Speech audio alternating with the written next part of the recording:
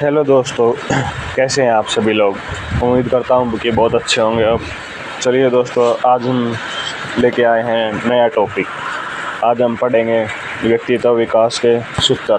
हमारे व्यक्तित्व जीवन में कैसे हमें अपना विकास कर सकते हैं, उनके लिए कौन से सूत्र लाभदायी होते हैं। तो इसके लिए हमारा आज का टॉपिक है अवसरों की भूमिका। अवसरों की भूमिका। मनुष्य की सुविधा जानने की सुविधा नहीं। मनुष्य को भविष्य जानने की सुविधा नहीं है। कल क्या होगा वह जानता नहीं। यह भी नहीं जानता कि वर्तमान पल कल जाकर किस करवट बैठेगा। इसलिए भविष्य के बारे में तो हम कुछ सोच ही नहीं सकते। इसलिए वर्तमान में जीना, वर्तमान के अवसरों को बुनाना होगा। जो मन में सोचा गया है उसे तत्काल अमल में लाना होगा। हम आसपास के जीवन में देखते हैं कि कोई डॉक्टर बनना चाहता था, पढ़ाई में होशियार होने के बावजूद बन नहीं पाया। देश या दुनिया के कई महान लोग उस क्षेत्र में महान नहीं बन पाए जिस क्षेत्र के बारे में उन्होंने बचपन में सोचा था। जीवन की शुरुआत में उन्होंने किसी और लाइन के बारे में सोचा, लेकिन उनका जीवन बंधा और किसी क्षेत्र से, और वे उस क्षेत्र में महान बने। स्वामी विवेकानंद नहीं बनना चाहते थे, लेकिन बन गए। सुभाष चंद्र बोस ICS की नौकरी स्वीकार कर लेते तो महान नेता न बनते। प्रसिद्ध वैज्ञानिक थॉमस अल्वा एडिसन स्कूल में नहीं गए थे। कुल मिलाकर एडिसन 3 माह स्कूल गए थे। उनके बारे में एक किस्सा बड़ा मशहूर है। वह ऊंचा सुनते थे, इसलिए शिक्षक ने उनसे सीधे सीधे बात न करनी चाहिए, तो उन्होंने एक नोट लिखा और एडिसन की जेब में डालकर उन्हें घर जाने को कहा। बच्चा उस समय लगभग 4 साल का था। उसका नाम टॉमी था। टॉमी ने वह नोट घर आकर अपनी माँ को दिया। कागज़ पर लिखा था, आपका टॉमी बेवकूफ़ है, कुछ सीख नहीं सकता, इसका नाम स्कूल से हटा लीजिए। जिस टॉमी को शिक्षक बेवकूफ़ मानते थे, उसकी माँ उसे होशियार मानते थे। उसने भी जवाब दिया, मेरा टॉमी बेवकूफ़ नहीं है, मैं खुद उसे पढ़ाऊँगी। एडिसन अखबार बेचता था। बड़ा होकर उसने अमेरिका के औद्योगिक जीवन को बदल दिया। एडिसन अपनी प्रयोगशाला में ही खाते पीते और सोते थे।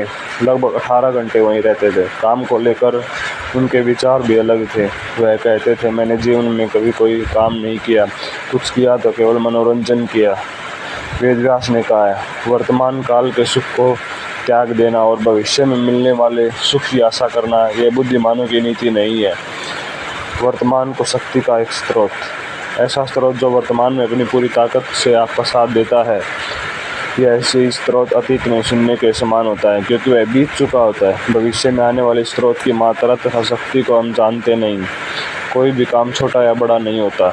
जो सफलता की सीढ़ियाँ चढ़ना चाहते हैं, वे काम में किसी प्रकार का भेदभाव नहीं कर सकते। काम के प्रति व्यक्ति का जैसा विचार होगा, वैसा ही उसे परिणाम मिलेंगे। महात्मा गांधी के जीवन पर गहराई से नज़र डालने पर पता चलेगा कि उनके बड़े बड़े कामों ने महात्मा गांधी नहीं बनाया, बल्कि छोटे छोटे कामों ने उन्हें समदृष्टि रखने वाला एक महान व्यक्ति बनाया। अपने व्यस्ततम जीवन में वह अपने रोज़मर्रा के काम करते, अपने कपड़े धोते, घर की सफाई करते, चरखा काटते, वह जो कहते पहले स्वयं करते।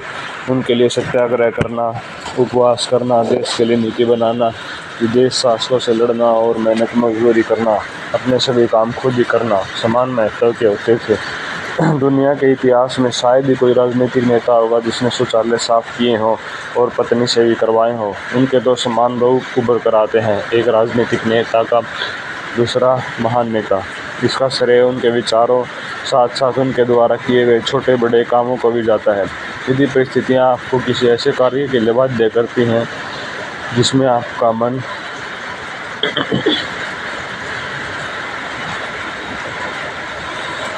यदि परिस्थितियाँ आपको किसी ऐसे कार्य के लिए बाध्य करती हैं जिसमें आपका मन नहीं लगता, तो अपनी चतुराई से उस कार्य में कुछ मनोरंजकता लाइए, कुछ नया ज्ञान प्राप्त करने का प्रयत्न कीजिए।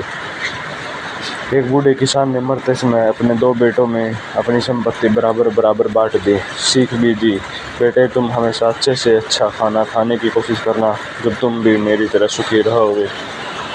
छोटे बेटे ने पिता की बात को शब्द से स्वीकार किया और शहर चला गया। शहर में वह सब कुछ करता धरता नहीं था, बस पास के पैसे खर्च कर बढ़िया से बढ़िया खाना खाता और निश्चिंत होकर सो जाता। बड़ा भाई गांव में ही रहा और पिता के बोलों का मर्म समझकर खेत में कड़ी मेहनत करता रहा। खाने के लिए जो उपलब्ध होता मिल बांट कर खा लेता। इस कारण उसकी मूल पूंजी तो बनी ही रही, उस पूंजी में और बढ़त होती रही। इधर शहर में रह रहा छोटा भाई कंगाल हो गया। उसने तो गांव का अपना मकान और सारा सामान भी बेच दिया था। उसे मजबूर हो गांव में लौटना पड़ा। गांव आकर बड़े भाई से कहने लगा, भैया मैंने अच्छे से अच्छा खाना खाया फिर भी कंगाल हो गया। भला तुमने कौन सा खाना खाया जिसे खाकर तुम और धनी हो गए? बात समझाने के लिए बड़ा भाई छोटे भाई को खेत पर ले गया। उससे दिन भर बहुत मेहनत करवाई। थका हारा पसीने से तरबतर छोटा भाई बार बार कहने लगा, भैया भूख लगी है, अपना वह अच्छे से अच्छा खाना मुझे खिलाओ ना। बड़े भाई ने पोटली खोली और एक सूखी रोटी छोटे को दे दी। एक खुद ने रख ली। छोटे ने आओ देखा न तय फटाफट रोटी निकल गया।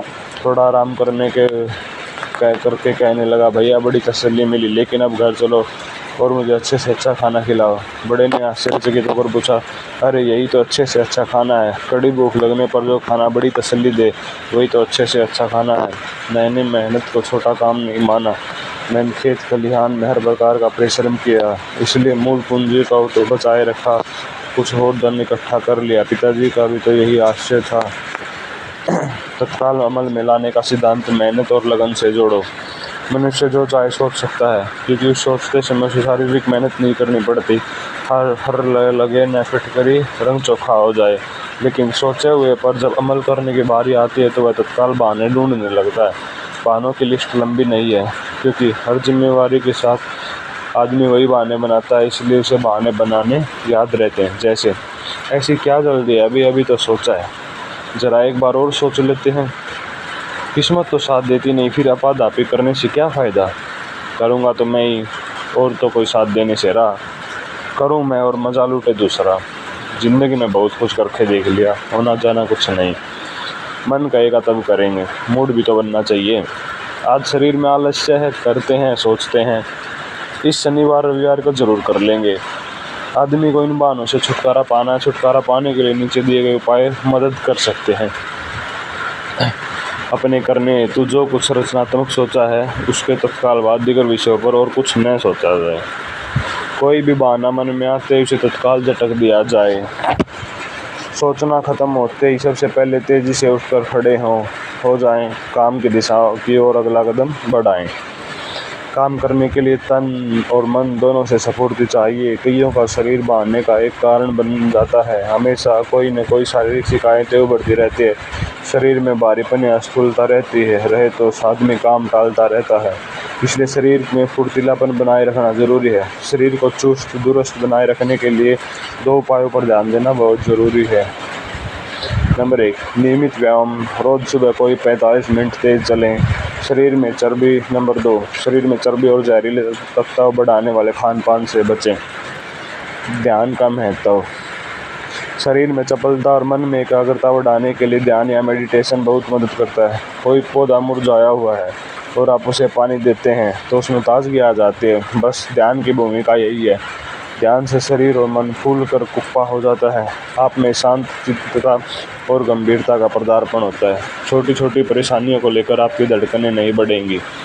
ध्यान नियमित समय पर रोज़ कर सकते हैं। ध्यान कभी भी कर सकते हैं। तनाव या थकावट के समय ध्यान करें तो आपका मन पुनः स्थिर हो जाता है।